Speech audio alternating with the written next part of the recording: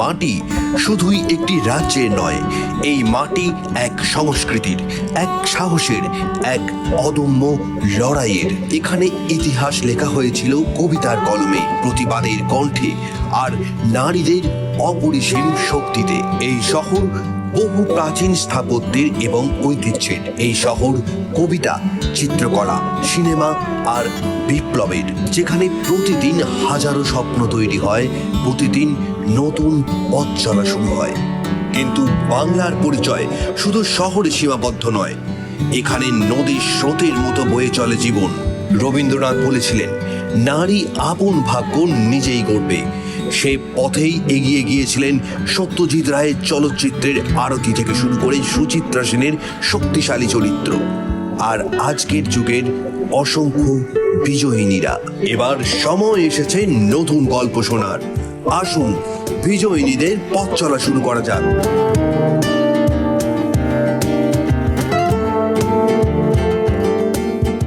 আজকের বিজয়িনীতে আমরা শুনব এমনই নারীদের বাস্তব গল্প, যারা সব বাধা বিপত্তিকে জয় করে নিজের স্বপ্নকে বাস্তবে রূপ দিয়েছেন। তাদের সংগ্রামের গল্প হয়তো আপনাকে নতুন পথ দেখাবে, হয়তো আপনাকেও বিশ্বাস করাবে, হ্যাঁ, আমিও পারবো। চলুন শুরু করি আজকের অনুপ্রেরণার যাত্রা। নমস্কার, দেখছেন কেটিভি বাংলা। বিজয়িনীর আরও একটি পর্ব নিয়ে আমি অনন্যা রয়েছি আপনাদের সঙ্গে। আর আজ বিজয়িনীর পর্বে আমাদের সঙ্গে রয়েছেন স্টাইলিস্ট সম্পূর্ণা দে। সম্পূর্ণা, কেটিভি বাংলার এই অনুষ্ঠান বিজয়িনীতে অনেক অনেক স্বাগত। নমস্কার, তোমাদের সকল দর্শক বন্ধুকে আমার অনেক ভালোবাসা। আমি প্রথমে তোমায় ধন্যবাদ জানাতে চাইছি এবং তোমার পুরো টিমকে ধন্যবাদ জানাতে চাইছি আমাকে এখানে ডাকার জন্য। আমার এই বিজয়িনী প্রোগ্রামে এসে ভীষণ ভালো লাগছে।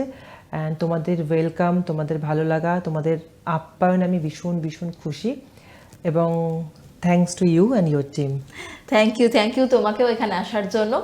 সম্পূর্ণা এখন টলিউডে স্টাইলিস্ট হিসেবে কাজ করছে, বিভিন্ন সিনেমায় কাজ করেছে, এবং সেই সঙ্গে ধারাবাহিক বিদ্যা ব্যানার্জি, সেই ধারাবাহিকেও কিন্তু কাজ করছে সম্পূর্ণা। এবং তার সাথে সাথে কিন্তু বিভিন্ন যে অ্যাক্ট্রেস রয়েছে তাদের পার্সোনাল স্টাইলিস্ট হিসাবেও কিন্তু কাজ করছে সম্পূর্ণা স্টাইলিস্ট হবার অ্যাজ সাচ কোনো কোর্স বা পড়াশোনা এরকম কিছু নেই হয়তো, আর থাকলেও জানা নেই। তোমার জার্নিটা কিভাবে শুরু হয়েছিল? ছোটবেলা থেকে কি সাজগোজ করতে খুব ভালো লাগতো?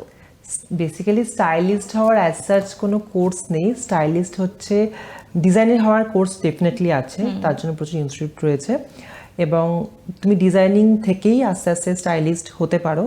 আমার জার্নিটা এভাবে হয়নি, বিকজ আমি তথাকথিত কোনো বড় সংস্থা থেকে ডিজাইনার কোর্সটা করিনি। কিন্তু হয় না, সময় এবং কাজ তোমাকে নতুন কিছু দেবে, নতুন কিছু শিখবে তুমি সেখান থেকে। তো আমি কাজ করতে করতে কাজটাকে শিখেছি, কাজ করতে করতে কাজটাকে ভালোবেসেছি, এবং সেখান থেকে আস্তে আস্তে একটা সামান্য ঈদো গলি থেকে আসা মেয়ে স্টাইলিস্ট হয়ে দাঁড়িয়েছে আজকে। অ্যান্ড সবে জাস্ট শুরু, আমি জাস্ট মনে করি আমি সবে একটা ধাপ এগিয়েছি, এখনো অনেক ধাপটা এগোনো বাকি। তাও তো দেখতে দেখতে 6 বছর হয়ে গেল। হ্যাঁ, 6 বছর হতে চললো ছুঁই ছুঁই। তো শুরুর সময়টা কিভাবে শুরু করেছিলে? তুমি তো একটা বিজনেস দিয়ে শুরু করেছিলে প্রথমে। বেসিক্যালি আমি স্টাইলিস্ট হব বলে প্রফেশনে এসেছি তা কিন্তু নয়। আমি জীবনে হতে চেয়েছিলাম প্রফেসর। আশুতোষ কলেজে পড়তাম, এবং সেখান থেকেই ভাবতাম যে আমি প্রফেসরই হব ইন ফিউচার। কিন্তু হয় না যে ভগবান তোমার কপালে যেগুলো লিখে দেয় তুমি সেটাই তুমি পাবে। তুমি যত চেষ্টা করো না কেন, তুমি ডান দিকেও যেতে পারবে না, বাঁ দিকেও যেতে পারবে না। জাস্ট তুমি যেটা অ্যাচিভ করতে চাইছো এবং ভগবান তোমার জন্য যেটুকু তুলে রেখেছে তুমি সেটাই পাবে। তো ভগবান মনে হয় এই প্রফেশনটা আমার জন্য তুলে রেখেছিল, এবং এতটা মুক্ত আকাশ আমার জন্য খুলে রেখেছিল। তো সেই ক্ষেত্রেই আমার এখানেই আশাটা কিভাবে তুমি জিজ্ঞাসা করলে, আশাটা হচ্ছে আমি আশুতোষ কলেজে পড়ছি। কলেজের সময় আমি টিউশন ব্যাচ পড়াতাম, আমার প্রচুর ছানাপোনারা আমার কাছে পড়তো। সময়ের সাথে সাথে কলেজে পড়ার প্রেশার বাড়লো, অ্যান্ড আমি বুঝতে পারলাম যে বাচ্চাগুলো দায়িত্ব থেকে আমাকে আবার একটু ছুটি নিতে হবে। ছুটি তো নিয়ে ফেললাম, কিন্তু বাধা দাঁড়ালো পকেট মানি। কলেজ লাইফে পকেট মানি ইজ একটা ভীষণ বড় একটা ব্যাপার। সেই পকেট মানি ধরে তুমি আজকে ওই মেয়েদের যেটুকু হয়ে থাকে সাদা গোদা জিনিস কেনা, প্রসাধনী কেনা, তো সেখানে যখন টান পড়লো তখন ভাবলাম কি করতে পারি আমি। আমার ভাবনা হলো যে তখন হালকা হালকা লাইভ বা ফেসবুকে ভিডিওস করা একটু শুরু হচ্ছে আর কি, নট ব্লগিং। ফেসবুকে বিভিন্ন গ্রুপ ছিল, সেই গ্রুপের মাধ্যমে মানে ভিডিও করাটা বেশ ট্রেন্ডিং হচ্ছিল তখন। ভাবলাম শুরু করলাম গয়নার বুটিক, ব্যাস চলে আসা নতুন দিগন্তে। কি ধরনের গয়না বানাতে তখন? প্রথম যখন শুরু করেছিলাম তখন আমি বানাতাম হচ্ছে, তখন প্রথমে রিসেল করতাম, মানে আমি টিপিক্যালি যেটা হয়ে থাকে বড় বাজার থেকে কিনে এনে বিক্রি করতাম। কিন্তু শিল্পীর মন তো বড়ই চঞ্চল হয় এবং শিল্পীর মন অনেক উঁচুতে উঠতে চায় এবং অনেকটা ডানা মেলে উঠতে চায়। আর শিল্পী মানেই হচ্ছে নিজস্বতা। কোথাও কি মনে হলো যে নিজস্বতাটা ভীষণই কম তাতে, আমি তারপর শুরু করলাম নিজে বানিয়ে গয়না বিক্রি করা। যেহেতু ছোটো থেকে আঁকতে আমার খুব ভালো লাগতো, আমি খুব ভালো আঁকতাম, ভালো আলপনা দিতাম, সেইখান থেকে আঁকা আলপনা মিক্সড করে বিভিন্ন রকম গয়না আমি শুরু করলাম। আমাদের গামছা, বাটিক এই ধরনের গয়নাগুলো নিয়ে কাজ শুরু করলাম। তখন অক্সিডাইজের সাথে স্টোনের মিক্স আপ করে জুয়েলারি, যেটা এখন খুব ট্রেন্ড, আমি 2018 সালে সেই কাজগুলো করতাম। এবং আমার একটা পেজ তৈরি করলাম ইনস্টাগ্রামে, আজকের সম্পূর্ণা বলে, তার মাধ্যমে মানুষের মধ্যে বিকিয়ে দিলাম। এটাই ছিল আমার কাজ।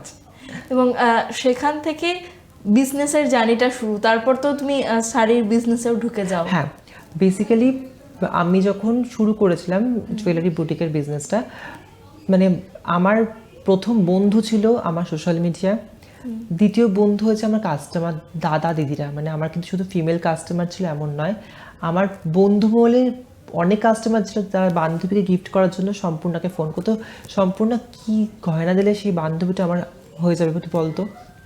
মেয়েরা একটু জুয়েলারি পছন্দই করে, কানের দুলে শক্ত, কলেজ লাইফে মোটামুটি সবারই ছিল এবং এখনও বলতে গেলে আছে। আমার সেখান থেকেই কাজটা শুরু হয়ে যায়। জুয়েলারি সেল করতে করতে আমার কাস্টমারে বললো যে দিদি তোমার কাছ থেকে ব্লাউজ চাই, তোমার থেকে ইউনিক শাড়ি চাই। সেই ভাবনাগুলো আমাকে ভাবায় এবং সেখান থেকে নিজস্ব একটা পেজ শুরু করেছিলাম। সেখানে জুয়েলারির সাথে সাথে শাড়িও লঞ্চ করলাম, ব্লাউজ লঞ্চ করলাম, নিজস্ব টেলার ইউনিট শুরু হলো। তখন থেকেই কি মানে নিজের মতো করে একদম ডিজাইন করে শাড়ি বানানো শুরু, নাকি তখন রিসেলিং? না, আমি কখনো শাড়িতে রিসেলিং শুরু করিনি, শাড়িতে নিজস্বতা দিয়েই শাড়িটা শুরু করা। আমার টেলার ইউনিট ছিল, এখনও আছে, এবং সেখান থেকে ব্লাউজ বানানো, সেখান থেকে জুয়েলারি বানানো এবং সেখান থেকে শাড়ি বানানো, পরপর একসাথে 3-4টে কাজ আমি করে গেছি।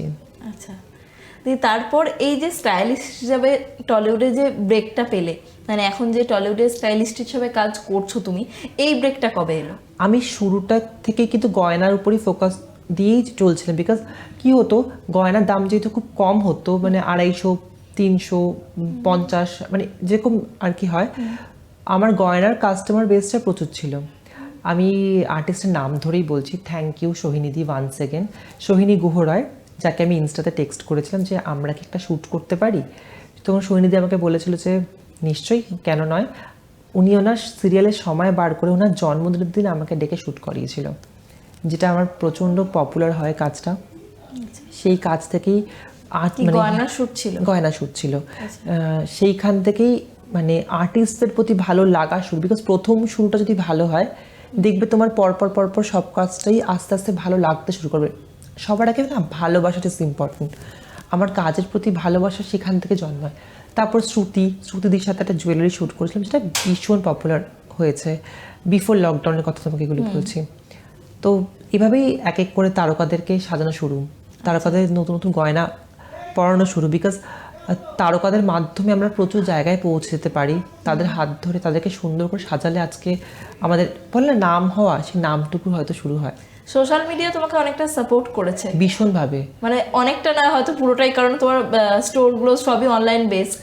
হ্যাঁ, সোশ্যাল মিডিয়া আজকে লকডাউন থেকে এত হয়তো একটা জায়গায় গিয়ে দাঁড়িয়েছে, কিন্তু লকডাউনের আগে ইনস্টাগ্রামে আমি কাজ শুরু করেছিলাম। সোশ্যাল মিডিয়া তোমাকে অনেক কিছু দেবে। সোশ্যাল মিডিয়া তোমাকে নিঃস্বার্থ ভালোবাসা দেবে, অকারণে তারা তোমার কোনো কারণ ছাড়াই শুধুমাত্র ভালোবাসার জন্য তোমার ভিডিও শেয়ার করে দেবে এবং তোমাকে ভীষণ সাপোর্ট করবে। একটা ছোট্ট বাচ্চা হামাগুড়ি দিতে শুরু করে হচ্ছে সোশ্যাল মিডিয়াতে। সোশ্যাল মিডিয়াতে সেই বাচ্চাটা যখন বড়ো হয়ে গিয়ে এটা বড়ো আকারে পেজ হয়ে যায়, তুমি বুঝতেই পারবে না। সোশ্যাল মিডিয়ার কিন্তু প্রচুর ভালো গুণ আমি আছে বলে মনে করি। হ্যাঁ, প্রতিটা দিক দেখবে ভালো মন্দ মিশিয়ে থাকে। আমার জীবনে তো সোশ্যাল মিডিয়ার ভূমিকা ভীষণভাবে মানে 1 নম্বরে বলবো। যেখান থেকে আমি আমার কাজ শুরু করেছি, যেখান থেকে আমি আমার জীবিকা নির্বাহ করছি। তো তারপরে এই লকডাউনের পর তোমার কোথাও গিয়ে একটা কেরিয়ারে বড় বদল এবং স্টাইলিস্ট হিসেবে কাজ শুরু, মানে সেটা কিভাবে হলো? দেখো, যেহেতু আমার ইন্ডাস্ট্রিতে কোনো গডফাদার নেই, আমি জানতাম না স্টাইলিং, মানে আমি যেখান থেকে উঠে এসেছি তোমাকে শুরুতেই বললাম, দমদমে ক্যান্টনমেন্টের আর্নি ক্লাব থেকে আমার জার্নি শুরু। সেখানে দাঁড়িয়ে আমি স্টাইলিং যেটা প্রফেশন সেটা আমরা কেউ জানতাম না। অ্যান্ড এখনও অনেকে হয়তো জানে না স্টাইলিং কি। মানে আমি যখন প্রথম প্রথম কাজ করছি, আমাকে অনেস্টলি বলতো মেয়ে কী কাজ করে, মানে কী কাজ করছে মেয়ে, মানে কেউ বুঝতেই পারতো না স্টাইলিং সেটা কি, খায় না মাথায় দেয়। তো এবার যে দমদমের থেকে আসা, সেখান থেকে স্টাইলিংয়ের মানে শুরু করাটা না একটা অন্য রকম একটা জার্নি ছিল। কীরকম বলবো, যখন লকডাউনের পরে না প্রতিটা ফটোশ্যুটেই ভীষণ বাজেট ইস্যুস ছিল। তো আমি একজনের রিপ্লেসমেন্ট হয়ে আসি এবং কম পয়সায় সব পুষ্টিকর সার্ভিস আমি দিয়েছিলাম কি সেই সময়। সেই জন্যই আমার ডাক পড়তো এবং মানে সেখান থেকেই শুরু বলতে পারো। সেখানে তুমি তোমার বেস্টটা দিতে পেরেছিলে, তারপরেই পরপর কাজ করা শুরু। জানো তো অনন্যা, মানে আমি একটা জিনিস মনে করি, আমি যদি আজকের দিনটা বেস্ট দিতে পারি, কালকের দিনটা আমার জন্য কিন্তু বেস্ট অপেক্ষা করবে। তুমি যদি কাজের প্রতি ডেডিকেটেড না হও এবং কাজের প্রতি তুমি অনেস্ট না থাকো, এবং তুমি যদি তোমার বেস্টটা কখনো না দিতে পারো, তুমি কিন্তু বেস্ট জিনিস কিছুতেই পাবে না। তো সেক্ষেত্রে রেগুলার বেসিসে বেস্ট কাজ দেওয়াটাই একটা আমাদের টাস্ক, এটাই আমাদের কাজ। দিয়ে তারপর কি ধরনের কাজের অফার পেতে তুমি? প্রথম শাড়ির ব্র্যান্ডের ফটোশ্যুট হতো, স্টাইলিং করতাম বিভিন্ন ব্র্যান্ডের যারা শাড়ি বিক্রি করে। যেহেতু নিজে একটা শাড়ির ব্র্যান্ডের আমি একজন ছোট্ট ব্র্যান্ডই বলবো কর্ণধার ছিলাম, তো সেক্ষেত্রে আমি এইটুকু বুঝতাম যে ব্র্যান্ড কি চায়। ব্র্যান্ড চায় সুন্দর ফটোশ্যুট, যেখানে তার শাড়িটা সুন্দরভাবে ডিসপ্লে করা থাকবে। তাই সুন্দর করে শাড়িটা পরিয়ে সুন্দর অলংকারের মাধ্যমে স্টাইলিং করতাম। প্রথমে শাড়ির ব্র্যান্ড দিয়ে শুরু হয়েছিল, তারপর আস্তে আস্তে বিভিন্ন অর্গানাইজার আমাকে কন্ট্যাক্ট করে, তাদের মাধ্যমে শ্যুট, ফ্যাশন শো, তারপরে হচ্ছে বিভিন্ন জায়গাতে রেডি করা। এই করেই আমার স্টাইলিস্ট হিসেবে জার্নিটা শুরু হয়েছিল। তারপর আস্তে আস্তে আর্টিস্ট পার্সোনাল শুরু হয়, আস্তে আস্তে মুভিজের প্যাচ শ্যুটে কাজ শুরু করা হয়। যেই মুভিগুলো লকডাউনে অর্ধেক হয়ে পড়েছিল, তাদের যে প্যাচ শ্যুটগুলো বাকি ছিল, সেই শ্যুটে স্টাইলিং দিয়ে আমার শুরু হয়েছে। এখন বর্তমানে আমি একটা ধারাবাহিক করছি, তোমরা সবাই জানো, এবং প্রচণ্ড পপুলার ধারাবাহিক প্রফেসর বিদ্যা ব্যানার্জি, তাতে স্টাইলিং করার সুযোগ হয়েছে। তার জন্য আমি ধন্যবাদ জানতে চাইব শুরুতেই স্নেহাশিস চক্রবর্তী স্যারকে এবং রূপসা চক্রবর্তী। রূপসাদির মাধ্যমে আমার এই নতুন দিগন্তে হাতছানি। এছাড়াও এখন বিভিন্ন মুভিজে কাজ করার সুযোগ রয়েছে। আগে প্যাচ শ্যুট দিয়ে স্টার্ট হলে এখন ফুল ফ্লেজেড মুভিতে কাজ করার সুযোগ হচ্ছে। বেশ, এরপর তোমার কাজের অভিজ্ঞতা কেমন সেটা তো শুনবো, কিন্তু তার আগে নিয়ে নিচ্ছে একটা ছোট্ট বিরতি। ফিরে আসছি বিরতির পর সঙ্গে। ফিরে এলাম বিরতির পর। আজ আমাদের সঙ্গে বিজয়িনীর পর্বে রয়েছেন স্টাইলিস্ট সম্পূর্ণা দে। সম্পূর্ণার সঙ্গে আমরা কথা বলছিলাম। সম্পূর্ণা, ধারাবাহিক বিদ্যা ব্যানার্জিতে কাজ করছো তুমি, প্রফেসর বিদ্যা ব্যানার্জি, কাজের অভিজ্ঞতা কেমন? ভীষণ সুন্দর, প্রচুর কিছু শিখেছি, মানে শেখার কোনো শেষ নেই। মানে একটা টেলিভিশন মানে হচ্ছে আজকে সিন আসছে, আজকেই শুটিং হচ্ছে, কালকে টেলিকাস্ট হচ্ছে। যদি একটা দিনের একটা তার কেটে যায়, কি যে সমস্যা হবে। এখানে কোনো ব্যাংকিংয়ের খুব যে হিউজ ব্যাংকিং থাকে তা নয়, যা দেখছো রিসেন্ট দেখছো, মানে তার যে স্টাইলিংয়ের একটা আলাদা মজা রয়েছে। অ্যান্ড তুমি রোজ যেখানে কাজ করতে যাচ্ছ, কাজ করতে করতে কোথাও কি তুমি সেটা ফ্যামিলি হয়ে যাবে, মানে ফ্যামিলি হয়ে যাচ্ছে। মানে ওই সেটটা দাসানি 2 এর বিদ্যা ব্যানার্জির সেটটা আমার মানে মনের এখানে রয়েছে, এটুকু বলতে পারি। অ্যান্ড আমি আবারও ধন্যবাদ জানতে চাইছি আমাদের স্নেহাশিস স্যারকে এবং রূপসাদিকে, যাদের জন্য আজকে আমি ধারাবাহিকটায় কাজ করার সুযোগ পেয়েছি, এবং ধারাবাহিকটা যে আমিও করতে পারি এবং তাদের স্টাইলিংও একটা বড় একটা পার্ট, এটা আমি মানে কাজ করতে করতে জায়গাটাকে ভীষণ ভালো লেগে যাচ্ছে এবং ভালোবেসে ফেলছি। প্রফেসর বিদ্যা ব্যানার্জি নিয়ে একটা প্রশ্ন করি, সোশ্যাল মিডিয়াতে এটা আমার চোখে পড়েছিল, সেই জন্য জিজ্ঞাসা করছি।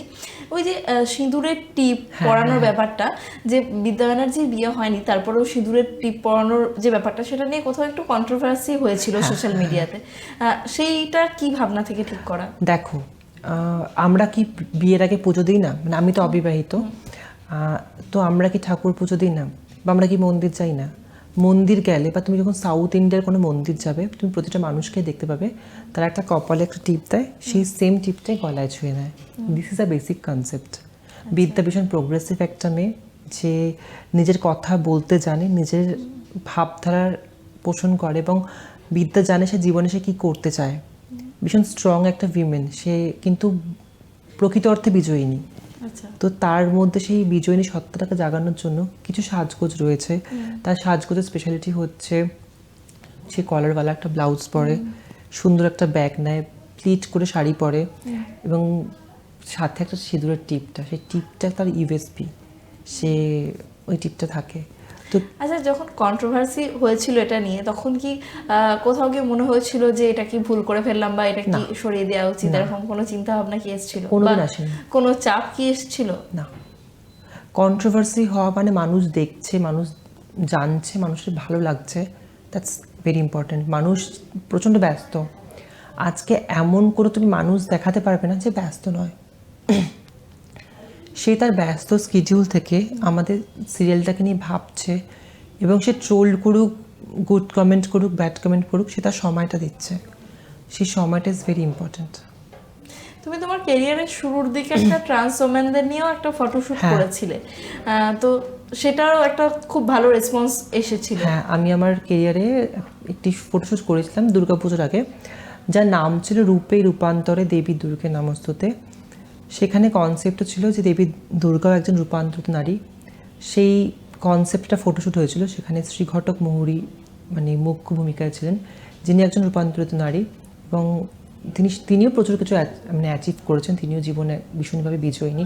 তিনি শুধুমাত্র সমাজসেবিকা নন, তিনি একজন মা এবং তাকে নিয়ে কাজটা আমরা করেছিলাম। সেই কাজটা প্রচণ্ড মানুষের ভালোবাসা পেয়েছে, মানে অগণতি মানুষ সেটাকে শেয়ার করেছে এবং প্রচুর মানে প্রচুর প্রচুর ভালোবাসা দিয়েছে।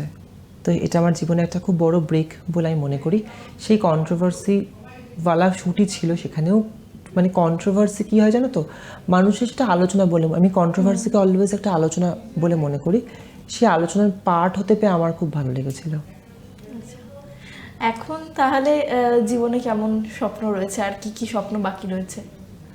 আমার যে পেজটা নিয়ে আজকে জীবনে আমি এগিয়েছি, যে পেজটাকে আমি একটু কম সময় দিতে পারছি, আমার শুটিংয়ের প্রেশার, আমার কাজের প্রেশার, আমার স্টাইলিংয়ের প্রেশার, আমার ব্র্যান্ড শ্যুট, মুভি, চারিদিকে তো ব্যস্ততা রয়েছে, সেই পেজটিকে একটু কম সময় দেওয়া হচ্ছে।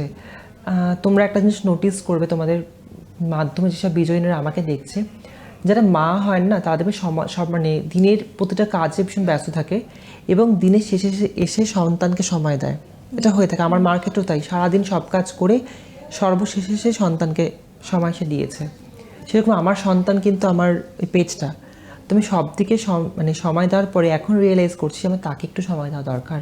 আর তোমাদের মাধ্যমে আমি তাদেরকে আমার দর্শকদেরকে প্রমিস করে যাচ্ছি যে আমার পেজটাতে আমি নতুন নতুন কালেকশনসের ভিডিও পোস্ট করব, ফটোস পোস্ট করব, মানে ওই পেজটাকে নিয়ে আমি নতুন করে ভাবছি এবং আবার আগের মতো ভালোবাসা চাই, যার মাধ্যমে আমি আজকে এখানে এসেছি, দুটো কথা বলতে পারছি এবং দুটো উপার্জন করতে পেরেছি। তো সেই পেজটাকে আমি আবার নতুন করে রিওপেন করতে চাই। এটা একটা বড় প্ল্যান আমার এই 2026-এ। এছাড়াও একটা অফলাইন কিছু কথা ভাবছি, সেটা এক্স্যাক্টলি এখনও কি ভেবে উঠতে পারছি এটা আমি বলতে পারছি না, বিকজ যতক্ষণ না পর্যন্ত আমি নিজে শিওর হচ্ছি ততক্ষণ তার আগে কমিটমেন্ট করতে আমি চাই না। বিকজ আমি মনে করি কমিটমেন্ট খুব বড় একটা জিনিস, আর আমাদের প্রফেশনটা টিকিয়ে আছে কমিটমেন্টের জন্য। তো তাই আমি কমিট করছি না, বাট এইটুকু বলতে পারি something good is coming soon. Please পাশে থেকো। আমার যে সম্পূর্ণতে পেজটা রয়েছে ফেসবুকে এবং আজকের সম্পূর্ণতে ইনস্টাতে যে পেজটা রয়েছে, প্লিজ পাশে থেকো, তোমরা সমস্ত আপডেট সেখানেই পেয়ে যাবে। সম্পূর্ণ যখন এই প্রফেশনে তুমি নতুন এসেছিলে তখন অনেক চ্যালেঞ্জেস ফেস করতে হয়েছে, এখনও প্রতিদিনের কাজে হয়তো অনেক চ্যালেঞ্জ ফেস করতে হয়, সেগুলোকে কিভাবে ডিল করো আর কী ধরনের চ্যালেঞ্জেস ফেস করেছিলে সেটা যদি একটু বলো। প্রথম দিকে চ্যালেঞ্জ বলতে আমার কোনো গডফাদার ছিল না, ইভেন আমার কি বলবো সারাউন্ডিংসের এমন কেউ ছিল না যে এই প্রফেশনে কাজ করছে।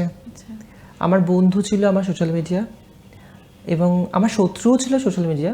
তো শত্রুটাকে আমি মনে রাখতে চাই না, আমি অলওয়েজ পজিটিভ ভাবতে পছন্দ করি, তাহলে নিজে পজিটিভ থাকতে পারবো। কাজ যেটা হয়ে থাকে একটা আমি বলেছি যে মফস্বলের মেয়ে, এখন সেটাকে মফস্বল বলা ঠিক যায় না, আমি মফস্বল ভাবধারার মেয়ে বলবো। সেখানে দাঁড়িয়ে আমি যখন সামান্য কুর্তি পরে আসতাম, ভাবতো যে এই মেয়েটা কী স্টাইলিং করবে, এই মেয়েটা কী কাজ করবে। আর গ্রুপিজম সব জায়গায় রয়েছে, এখানেও গ্রুপিজম রয়েছে, এখানেও ফেভারিটিজম রয়েছে, কম রয়েছে মানে বাট রয়েছে। সেখানে প্রথম দিনে সে কেউ তোমাকে অ্যাকসেপ্ট করে নেবে না, প্রতিটা জায়গাতেই কিন্তু ডে ওয়ানে তোমাকে কেউ অ্যাকসেপ্ট করবে না, তোমার কাজ তোমাকে জায়গা করে দেবে। তো প্রথম যখন আমি এসেছি সেই তো মানে সেই গ্রুপের পার্ট আমি ছিলাম না, তো সেক্ষেত্রে প্রচুর আলোচনার শিকার হয়েছি। আমি শুধুই বিশ্বাস করি পজিটিভিটিতে, শুধুই বিশ্বাস করি যে ভালো কাজ করতে হবে, ভালো কাজ করলেই আরও নতুন কিছু আমার কাছে অপরচুনিটি আসবে। আর আমি ভীষণ কাজের ফোকাসড, মানে আমি বিশ্বাস করি ডেডিকেশন অ্যান্ড হার্ডওয়ার্ক, কোনো স্মার্ট ওয়ার্ক কিন্তু হয় না কাজে। শিল্পীদের কোনো স্মার্ট ওয়ার্ক নেই, শিল্পীদের শুধুমাত্র হার্ডওয়ার্ক আছে। তো হার্ডওয়ার্ক করতে হবে, ভালো কাজ দিতে হবে, নতুন নতুন কিছু ভাবতে হবে। প্রচুর ভালো ভালো ডিজাইনাররা প্রচুর কাজ করছে, সেটা দেখে শিখতে হবে। এমন না যে শুধুমাত্র মুম্বাই লোকেরাই কাজ করছে, এমন না, আমাদের কলকাতাতেও প্রচুর কাজ হচ্ছে। আমার মনে হয় যে সেই কাজগুলোকে নিয়ে ভাবাটাই দরকার। আর যেটুকু মানুষ তো জানোই, কাঁকড়া, বাঙালিরা কাঁকড়া জাত বলেই থাকে। তুমি যখন দুটো ভালো কাজ করবে, 3টে মানুষ বাজে কথা বলবে, কিন্তু ঠান্ডা মাথায় তুমি হাঁটতে থাকো, দেখবে 300টা মানুষ হাত তালি দিচ্ছে। তো এইটা ভেবেই এগোতে হবে, আমি এটা ভেবে এগোই। সেই করে করে আজকে আমি বুটিক চালিয়েছি অনলাইনে, নিজেকে সারভাইভ করেছি। আমার জীবনে ভালো ভালো ফটোশ্যুট প্ল্যান করেছি, আর্টিস্ট পার্সোনাল করেছি, টেলিভিশন করছি এবং সিনেমা করছি। এছাড়াও মুম্বাইতে বিগ বস বলে একটা বড় শো হয়ে থাকে, সেখানে আউটফিট পাঠিয়েছিলাম। সেখান থেকে আমি ভীষণ বড় একটা মাইলেজ পাই জীবনে। সব কটাই জীবনের একটা পার্ট। তুমি যদি কাজ করো, কাজ নিয়ে ব্যস্ত থাকো, সেক্ষেত্রে তুমি দেখবে তোমার হাত কাছে অপরচুনিটিটা চলে আসছে। শুধু পজিটিভলি কাজ করতে হবে, এটাই আমি মনে করি। তুমি অনেক অ্যাক্ট্রেসের পার্সোনাল স্টাইলিস্ট হিসেবেও কাজ করো, কাদের কাদের স্টাইলিং করেছো এখনো পর্যন্ত? আমি তো প্রচুর লোকের কাজ করেছি, টাচুড আর অনেক করতে চাই। যদি পডকাস্টটা সকল দেখে, আমি তো চাইবো, আমি চাই শুভশ্রীর সাথে কাজ করতে, এখনও সেটা হয়ে ওঠেনি। তুমি প্রে করো প্লিজ আমার হয়ে, যাতে আমার সাথে খুব জলদি শুভশ্রীর কাজ হয়ে যায়। তো এছাড়া আমি যাদের সাথে কাজ করে এসেছি এবং যাদের থেকে প্রচুর শিখেছি, তার মধ্যে হচ্ছে প্রিয়াঙ্কা সরকার, মিমি চক্রবর্তী। ইভেন আমার একটা কাজের মাধ্যমে একটা খুব ভালো মানে তোমাকে বলবো সুযোগ হয়েছিল সাবিত্রী চ্যাটার্জির সাথে কাজ করার, যেটা আমার জীবনে একটা বেলায় কাজ করার সুযোগ ছিল। আমি ওনাকে দেখেছি, জাস্ট এইটুকু ভেবেছি যে উত্তম কুমার ওনাকে দেখেছেন, উনি কি সুন্দর, উনি কি পজিটিভ, উনি এসে এখনও এই বয়সে দাঁড়িয়েও কত মজা করে কাজ করে। তো এই মানুষগুলো সান্নিধ্যে কাজ করতে পেরেছি। এখনও প্রচুর কাজ বাকি রয়েছে, প্রচুর ব্র্যান্ড শ্যুট করা বাকি রয়েছে, প্রচুর অ্যাচিভ করার বাকি রয়েছে। এছাড়াও টেলিভিশনে সকলের সাথেই কম বেশি কাজ হয়েছে। এই প্রফেসর বিদ্যা ব্যানার্জি, এটা তো তোমার প্রথম টেলিভিশনের কাজ? এটা আমার প্রথম টেলিভিশন। টেলিভিশনের কাজের অভিজ্ঞতা ভালো নাকি মুভিজের? টেলিভিশন হচ্ছে তোমার রুজি রুটি। আমার রুম রেন্ট আমি পে করি টেলিভিশনের খরচায়, আমার বাজার ঢোকে টেলিভিশনের পয়সায়। তো টেলিভিশন হচ্ছে পিলার, যে প্রতিটা মানুষের জীবনে, প্রতিটা আর্টিস্টের জীবনেও টেলিভিশন কিন্তু একটা পিলার। আমি খুব বড় বড় কথা বলছি, প্লিজ স্যার আপনারা মাফ করে দেবেন আমাকে, আমি জানি না এতটা কিছু বলার যোগ্য আমি কিনা, বাট আমি যেটুকু স্বল্প বুদ্ধিতে শিখেছি এবং এই মাসে বুঝতে পেরেছি, টেলিভিশন তোমাকে একটা স্টেবল লাইফস্টাইল দেবে, চিন্তামুক্ত ঘুম দেবে, এটা টেলিভিশন তোমাকে দেবে। আর মুভিজ তোমাকে এক্সপোজার দেবে, টেলিভিশনে ডেফিনেটলি তোমাকে এক্সপোজার দেবে। আমরা এতক্ষণ অনেকটাই বিদ্যা নিয়ে আলোচনা করলাম, সেরকম মুভিতে কাজ করার এক্সপিরিয়েন্স আলাদা। মুভি শর্ট টাইমে একটা কাজ থাকে, মুভিজে সব কিছু প্রি ডিসাইডেড থাকে, আমরা একটা প্রিপারেশন নেওয়ার জন্য 15 দিন সময় পাই, বা একটা লুক সেট থাকে। টেলিভিশনের ভাবার কিছু থাকে না, টেলিভিশনে মানে ধত্তক্তা মারপেট, মানে ধরো এই জাস্ট এলো কাজটা, সিনটা শুনে কী করতে হবে তোমাকে অন স্পট ভেবে ফেলতে হবে। And thanks to my team, আমি টিমদের ছাড়া মানে ভাবতেই পারি না। মানে আমার টিম রিন্টু, ও ভীষণ বড় একটা পার্ট আমার লাইফে, আমার কেরিয়ারে। ওর সাপোর্ট না থাকলে সম্পূর্ণ হতো না, এবং সম্পূর্ণ নিজেকে গ্রুম করে দাঁড়াতেও পারতো না। তো তার কথা আমি ডেফিনেটলি এখান থেকে বলবো। আমার টেলার সুমিতা, মানে থ্যাংক ইউ, তোরা ছাড়া আমি অসম্পূর্ণ, সত্যি অসম্পূর্ণ। এই যে আজকে বিজয়িনী গল্প আমরা জানতে পারছি, একটা বিজয়িনী আসতে কিন্তু প্রচুর বিজয়িনীর হাত লাগে। একদম। আমরা অনুষ্ঠানের একদম শেষ পর্যায়ে আজকের দিনে যে সমস্ত মেয়েরা তাদের লড়াইটা লড়ছে মাঠে ময়দানে, তাদের জন্য কি বার্তা দেবে? তাদের জন্য এটুকুই একটা কথা বলবো, মানে বেরিয়ে এসো আর ভেবো তোমরা পারবে, সত্যিই পারবে। তুমি যদি আজকে শুরু করো, তুমি দেখবে কোথায় গিয়ে তুমি এগিয়ে চলে যাচ্ছ। থেমে থেকো না, ভয় পেও না। প্রচুর লোকে আটকাবে, বলবে কি হবে করে। আমাকেও বলেছিল, মানে আমিও শুনেছিলাম যে মেয়ে এত তাড়াতাড়ি ব্যবসায় নামিয়ে দিয়েছিস, তুমি খুব অল্প বয়সে কাজ করতে এসেছি।